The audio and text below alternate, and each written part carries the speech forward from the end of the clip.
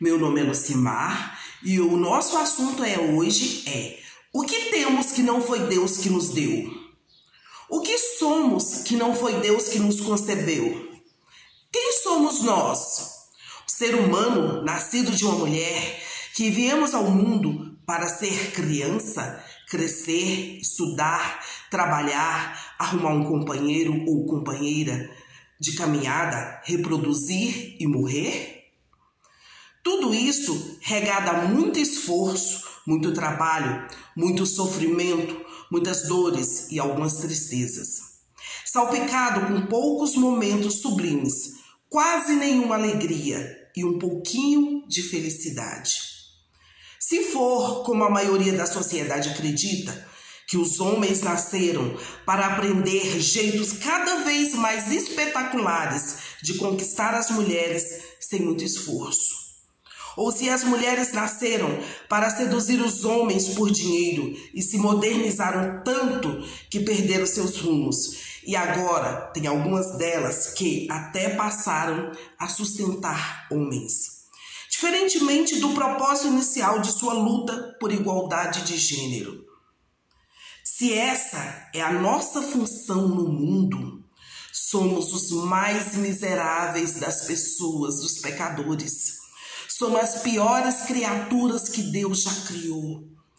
A única saída que temos para sair desse labirinto de emoções, dessa guerra de sexos, é olhar para cima. Daí, descobrimos que um ser humano, um homem, uma mulher, é apenas uma faceta das nossas vidas. Ser homem, ser mulher, é só uma faceta das nossas vidas. E que, antes de tudo, somos criaturas de um ser maravilhoso que nos criou para o louvor e honra de sua glória. Acreditamos nisso? Ou somos ateus? Então, quem somos nós?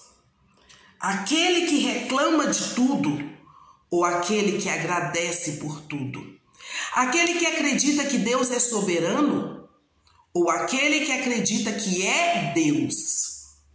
Ou talvez, aquele que acredita que Deus é rígido, que Ele é flexível a ponto de se adaptar ao que nós queremos e gostamos. Para esses, vamos ler agora o Cântico de Ana. O Senhor é o que tira a vida e a dá.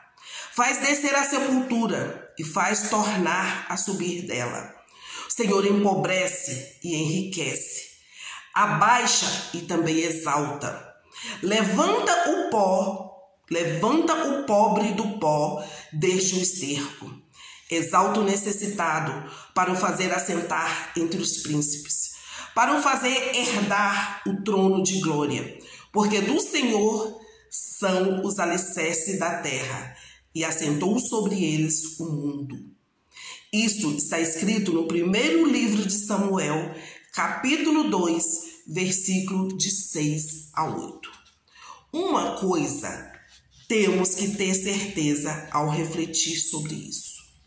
Deus, o nosso Deus, Jesus Cristo, é Ele que dá a vida.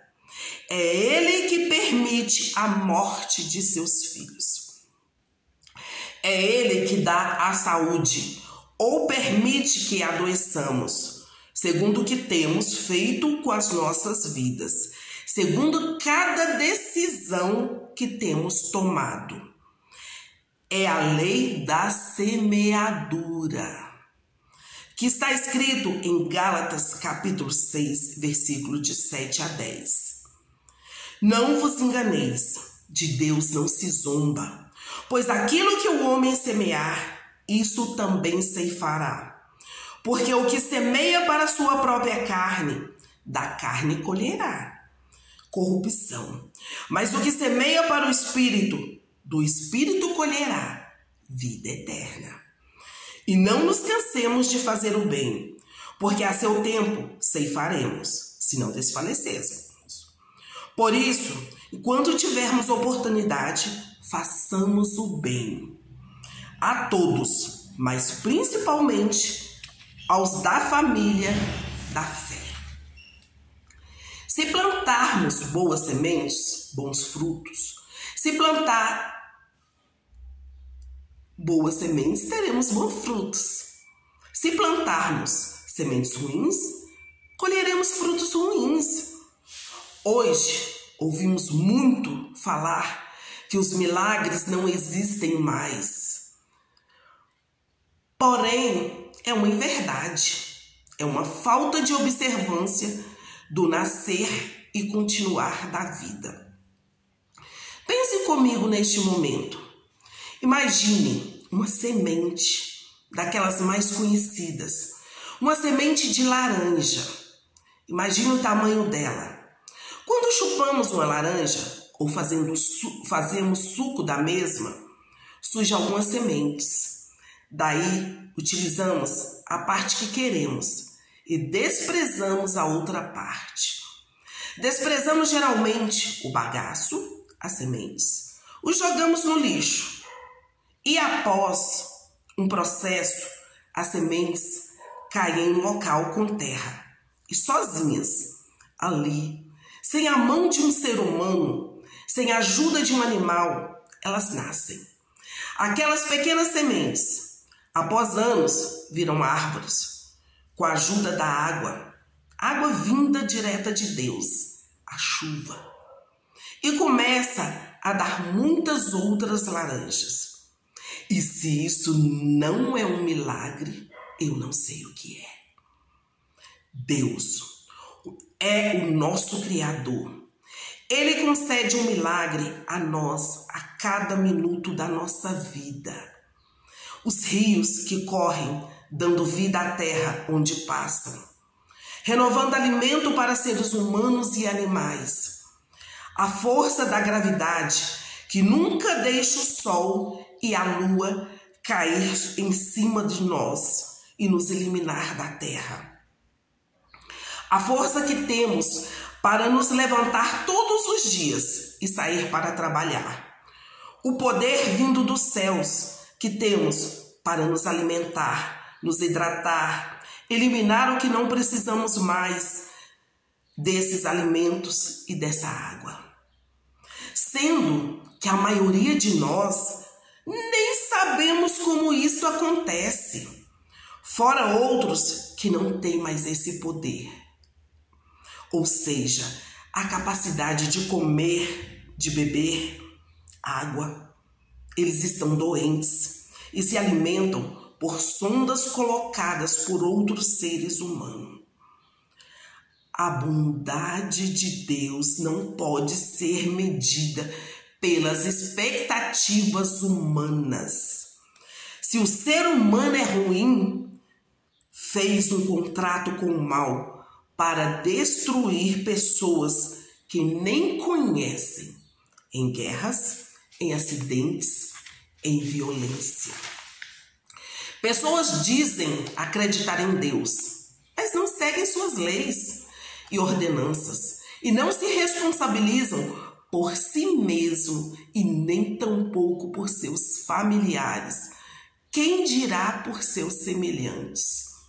O amor ao dinheiro, a ambição, a falsa vida boa apresentada nas mídias fazem pessoas deixarem seu local de origem e procurarem melhoria de vida nas grandes cidades. Indo morar em costas íngremes, mesmo sabendo dos riscos que correm. E com isso, outros seres sofrem com casa que caem sobre si. Outros compram carros que não conseguem manter, causando acidentes por falha mecânica. Matam mais que as guerras. Se bem que o carro não mata, e sim as pessoas, por algum motivo. Descuido, imperícia ou imprudência matam. Resolvem chamar de acidente e colocam a culpa de seus atos em Deus. Outros, por ser cheios de vontade própria e achando que seus desejos devem prevalecer sobre os outros seres, se desleixam com a própria vida e depois colocam a culpa em Deus. Vamos meditar juntos nesse exemplo. Uma pessoa jovem que não estudou, não trabalhou, mas quer um milagre, quer um bom emprego, um milagre, pois não se preparou. Que quando não acontece, este jovem começa a pensar que é porque milagres não existem. Não só pensar, e começa até a propagar isso, dizendo: não, Deus não cuida de nós, Deus não nos abençoa, sendo que o nosso algoz somos nós mesmos. Nós não nos preparamos para a vida, não seguimos as regras vitais ao nos alimentar. O pedido do nosso corpo para fazer exercício físico. Mas se adoecemos, a culpa é de Deus. Reclamamos que Ele não quis nos curar, que Ele nos deixou adoecer. Deus é o dono do mundo. Ele nos paga o salário conforme as promessas que Ele fez, mas principalmente conforme a nossa obediência a Ele e a obediência de cada um individualmente. Porque o salário do pecado é a morte, mas o dom gratuito de Deus é a vida eterna por Cristo Jesus, nosso Senhor. Isso está escrito em Romanos 6:23.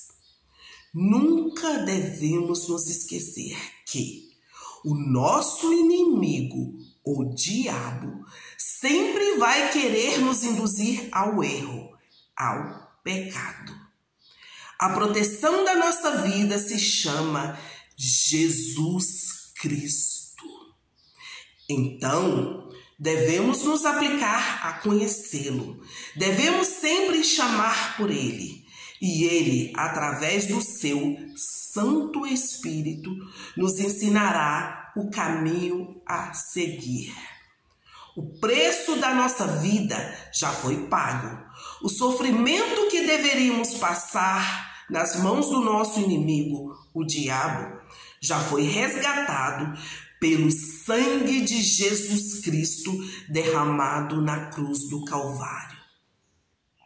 O importante é vivermos com Ele, Jesus Cristo, todos os dias da nossa vida, seja esses dias tristes ou alegres, e recebermos o nosso salário, a salvação eterna. O importante é vivermos com Ele todos os dias da nossa vida, sempre junto com Jesus Cristo.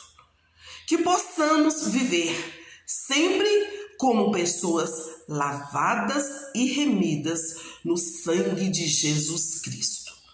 Deus nos concedeu uma vida, então devemos cuidar dela, pois teremos que prestar conta dela perante Deus. Que Deus te conceda